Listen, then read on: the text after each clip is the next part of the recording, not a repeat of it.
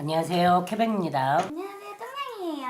최근에 성범죄 사건이 워낙 빈번하게 일어나다 보니까 이런 사건에 연루되어 조사를 받으시는 분들 정말 많이 있으시잖아요. 네, 이렇게 억울하게 사건에 만약 휘말리게 된 경우에는 첫 번째 경찰 조사가 매우 중요한데요. 그냥 난 잘못한 게 없으니까 당연히 경찰서 가서 사실대로 말하면 되겠지 이렇게 갔다가는 낭패를 볼 수도 있어요. 오늘은 성범죄 사건의 경찰 조사의 모든 것을 한번 알아보고자 합니다.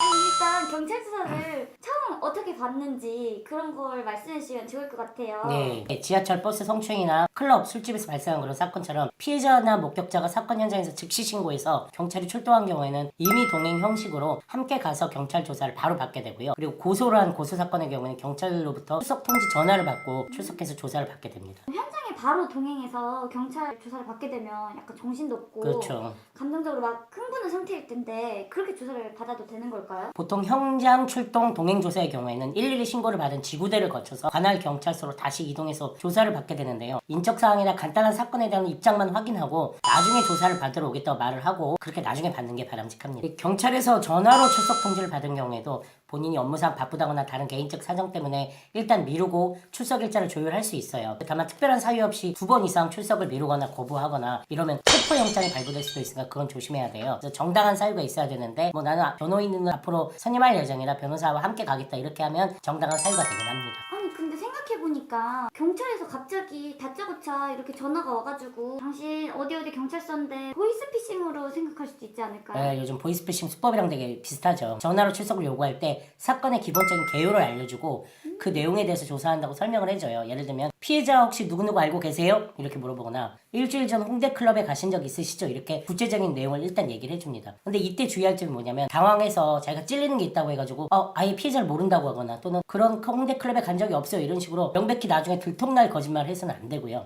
경찰이 사건에 대해서 이런 추행이 있는데 인정하시냐고 물어보면 바로 전화로 답변하지 말고 출석해서 제가 자세히 말씀드리겠습니다라는 정도로 답변하는 게 좋습니다. 아니 그럼 경찰에 출석하면 어떤 절차로 네. 수사가 진행이 되는 거예요? 네. 일단 진행 절차를 미리 알아야 우리가 당황하지 않고 조사를 받을 수 있을 것 같은데. 네. 성범죄 경우에 관할 경찰서 가보면 여성 청소년 수사팀이라는 부서가 다 따로 있어요. 거기서 조사를 하고요. 출석 통지를 받은 담당 수사관을 찾아가 보면 조사 장소로 안내를 해주는데 성범죄 사건의 경우에는 진술 과정을 CCTV로 전부 영상 녹화를 하도록 돼 있어서 진술 녹화실이라는 곳으로 안내를 해줍니다. 그리고 피의자 권리 안내서라는 걸 교부를 해주고요. 미리 읽어보라고 한 다음에 미란다 원칙이라고 해서 진술 거부권 또 변호인 선임권을 알려주고 그 이후에 비로소 본격적인 조사를 시작합니다. 이제 경찰이 본격적으로 사건 내용을 물어볼 텐데 네. 주로 어떤 내용을 어떤 순서로 물어보죠? 경찰 조사 첫 질문은 보통 오늘 무슨 일로 경찰 조사를 받으러 오시게 된 건지 알고 계시나요? 이렇게 먼저 물어봅니다. 그래서 사건을 인정한다면 간략히 개요만 답변을 하면 되고 억울한 경우에는 무슨 일로 왔는지 저는 잘 모르겠습니다. 이렇게 답변하는 게 좋겠죠. 그리고 피해자를 알고 있는지 피해자와 어떻게 알게 된 건지 성범죄 발생 이전까지의 경위 사실을 물어본 뒤에 피해자가 주장하는 성범죄 사건 내용 피해 내용을 차근차근 설명해주고 그런 사실이 있는지를 인정하는지 물어보게 됩니다. 아니 보통은